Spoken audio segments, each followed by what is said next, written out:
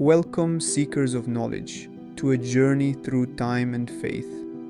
Today, we embark on an exploration of Christianity within the vast tapestry of the Roman Empire. It's a story that unfolds like an ancient scroll, revealing the humble beginnings of a movement that would go on to shape the very fabric of history. The early followers of Jesus, called the Apostles, faced persecution in the Roman Empire. Yet, against all odds, the message of hope and salvation resonated with many.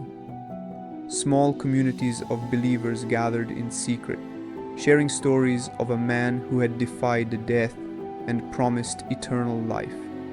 As the decades passed, the Christian movement began to transcend its Jewish roots. The Apostle Paul played a pivotal role, tirelessly spreading the message to both Jews and Gentiles. His missionary journeys across the empire were marked by challenges and triumphs as he planted the seeds of Christian communities in cities like Corinth, Ephesus, and Rome itself. However, Rome was not a welcoming haven for this fledgling faith. Christians were viewed with suspicion, accused of practicing strange rituals, and refusing to worship the Roman gods. The infamous persecutions under emperors like Nero and Domitian cast a dark shadow over the Christian community, yet the more they were persecuted, the more their numbers seemed to grow. Historical context of the Roman Empire in the 1st century CE, the Julio-Claudian dynasty. At the turn of the 1st century CE, the Roman Empire was under the rule of the Julio-Claudian dynasty, which began with Augustus, 27 BCE, 14 CE, and included emperors such as Tiberius, Caligula, Claudius, and Nero. Augustus, the first emperor, had established the Pax Romana, a period of relative peace and stability, expansion and boundaries. The Roman Empire was at its territorial zenith, extending from Britannia in the northwest to Egypt in the southeast. It had absorbed various cultures, traditions, and territories, creating a diverse and complex empire. Urbanization, Rome, the capital, was a bustling metropolis with a population exceeding 1 million inhabitants. It stood as a symbol of power, grandeur, and cultural influence. The city was adorned with magnificent structures like the Colosseum, the Forum, and the Pantheon. Economic structure. The Roman economy was based on agriculture, trade, and slavery. The exploitation of conquered territories contributed to the wealth of the empire, but it also led to economic disparities and social tensions, crisis, and instability. The 1st century witnessed moments of political instability and crisis. The assassination of Julius Caesar in 44 BCE had set off a series of civil wars, and the year of the 4 emperors, 69 CE, added to the turbulence. Social, political, and religious landscape during this period. Social structure. Roman society was stratified. At the top were the aristocracy and senatorial class, followed by the equestrian class, and then the common people. Slavery was pervasive, and slaves played a significant role in the Roman economy. Political structure. Rome had transitioned from a republic to an empire, with the emperor holding supreme power. The Senate, though still influential, had become more of an advisory body. Emperors like Augustus presented themselves as first citizens rather than monarchs, preserving some semblance of the republic's traditions. Religious diversity. The Roman Empire was characterized by religious pluralism. The traditional Roman pantheon coexisted with the worship of mystery cults, Eastern deities, and local gods from conquered regions. Religious practices were often syncretic, blending elements from various traditions. Judaism in the Roman Empire. In the eastern part of the empire, Judaism played a significant role. The province of Judea was under Roman rule, and tensions occasionally flared, leading to revolts such as the Great Jewish Revolt, 66-73 CE, which culminated in the destruction of the Second Temple in Jerusalem. Emergence of Christianity. In this diverse religious landscape, Christianity emerged as a small sect within Judaism. The life and teachings of Jesus Christ gained followers, and early Christian communities began to form, facing periodic persecution from both Jewish authorities and, later, Roman authorities.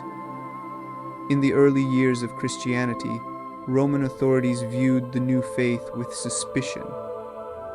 Christians were perceived as a distinct and secretive group that refused to partake in the traditional Roman religious practices and rituals, arousing concerns about potential social unrest.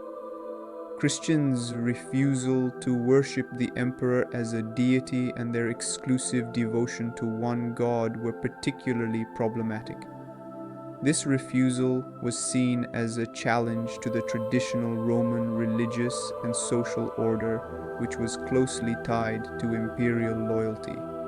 The clandestine nature of early Christian gatherings, combined with misconceptions about their rituals, such as the Eucharist being misunderstood as cannibalism, fueled rumors of subversion and conspiracy.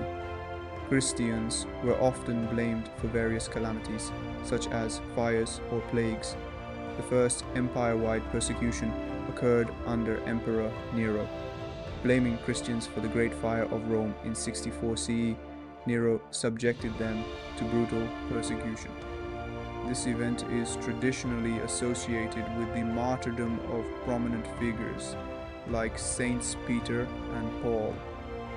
Emperor Domitian continued the persecution of Christians. According to historical accounts, he demanded divine honors for himself and persecuted those who refused, including Christians.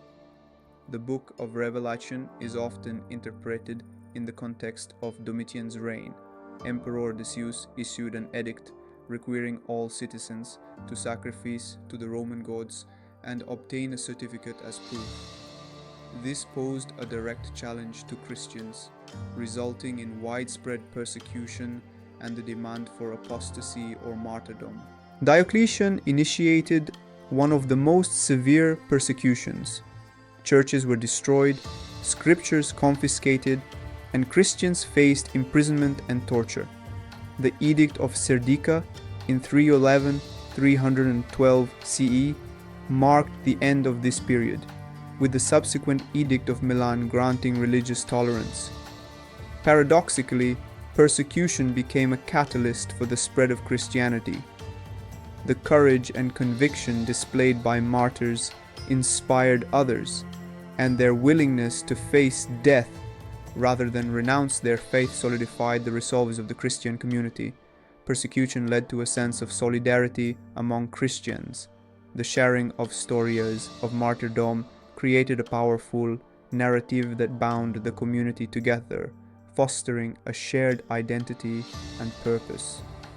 The bravery of martyrs and the perceived injustice of their persecution garnered sympathy from some segments of the population. This, coupled with the message of hope and eternal life offered by Christianity, contributed to the appeal of the faith. The end of the persecutions, particularly with the Edict of Milan in 313 CE, marked a turning point. Christianity transformed from a persecuted sect to a legally recognized and eventually favored religion within the Roman Empire. In the early 4th century, the empire grappled with political turmoil, and Constantine, a seasoned general, emerged as a contender for the throne. The night before a decisive battle against his rival Maxentius at the Milvian Bridge in 312 CE, Constantine experienced a vision that would change the course of history. In his vision, a cross adorned with the words, "In this sign, conquer," appeared in the sky. Taking this celestial revelation as a divine directive, Constantine ordered his soldiers to mark their shields with the symbol of the cross. Miraculously, he emerged victorious at the Battle of the Milvian Bridge. Embracing the faith that had seemingly granted him victory, Constantine converted to Christianity. His conversion, however, was complex, a blend of political pragmatism and a genuine spiritual transformation. Constantine became the first Roman emperor to align himself openly with Christianity, a decision that would reverberate across the empire. In the year 313 CE, Constantine, now the sole ruler of the Western Roman Empire, joined forces with Licinius, ruler of the East, to issue the Edict of Milan. This landmark decree declared religious tolerance throughout the empire, ending the persecution of Christians that had endured for centuries. The edict went beyond mere tolerance. It granted Christians the freedom to practice their faith openly and restored confiscated properties. This seismic shift marked the beginning of a new era for Christianity, transforming it from a persecuted sect into a recognized and protected religion within the Roman Empire. The Edict of Milan set in motion a series of transformative events. Churches, once forced into the shadows, now rose across the empire.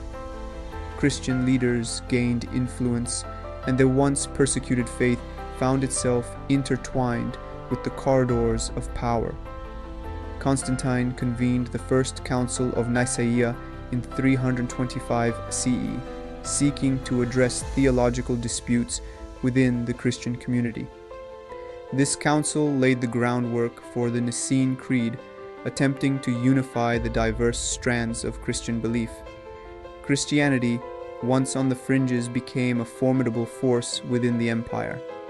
Emperors who succeeded Constantine continued to favor the Christian faith. The shift in imperial favor brought wealth and influence to the church, but it also introduced new challenges, questions of orthodoxy, relations with other religious traditions, and the complex interplay of faith and political power. In the year 325 CE, under the watchful gaze of Emperor Constantine, bishops and theologians from across the Roman Empire gathered in Nicaea to confront the theological controversies that had begun to gnaw at the unity of the Christian faith. Central to the discussions was the Arian controversy, a dispute sparked by Arius, a presbyter from Alexandria who challenged the traditional understanding of the relationship between God the Father and Jesus Christ. The council grappled with defining the nature of Christ, whether he was of the same substance, homoousios, as the Father, or of a similar substance, homoousios. Amidst heated debates and impassioned discourse, the Council of Nicaea sought to establish theological orthodoxy. The Nicene Creed emerged as a seminal document, articulating the fundamental tenets of Christian belief. It declared Christ as of one substance with the Father, thereby rejecting Arianism. The Creed became a unifying force, providing a doctrinal foundation that transcended regional and theological differences. The Council of Nicaea left an indelible mark on the identity of Christianity. Beyond theological formulations, it set a precedent for ecumenical gatherings and the resolution of doctrinal disputes. The Nicene Creed became a symbol of unity, and the Council's decisions carried considerable weight, shaping the trajectory of Christian theology for centuries to come. Monasticism and spread of Christianity. In the quiet solitude of Egypt and other distant corners of the Roman Empire, a movement emerged that would profoundly impact the character of Christianity: monasticism. Ascetics like Saint Anthony of Egypt sought spiritual perfection through withdrawal from worldly distractions. The allure of monastic life grew, and communities of monks and nuns formed, living according to strict rules and dedicating themselves to prayer, contemplation, and service. Monasticism offered a radical alternative to the bustling urban life, providing a haven for those seeking a deeper connection with the divine. Monasteries became centers of learning, preservation of manuscripts, and charitable activities influencing the wider Christian community. Inspired by the monastic ethos, missionaries embarked on journeys far beyond the borders of Rome. Whether it was the tireless efforts of St. Patrick in Ireland, St. Augustine of Canterbury in England, or the later ventures of missionaries like St. Cyril and St. Methodius in Eastern Europe, Christianity expanded its reach. Missionaries not only carried the message of Christ, but also adapted it to local cultures. The spread of Christianity became intertwined with the dissemination of knowledge, language, and cultural practices, fostering a rich tapestry of diverse Christian traditions. As missionaries traversed diverse landscapes, Christian communities took root. These communities adapted to local customs and traditions, creating a mosaic of expressions within the overarching Christian framework. In regions as far-flung as Ethiopia, Armenia, and India, Christianity found a home, contributing to the global and multicultural nature of the faith.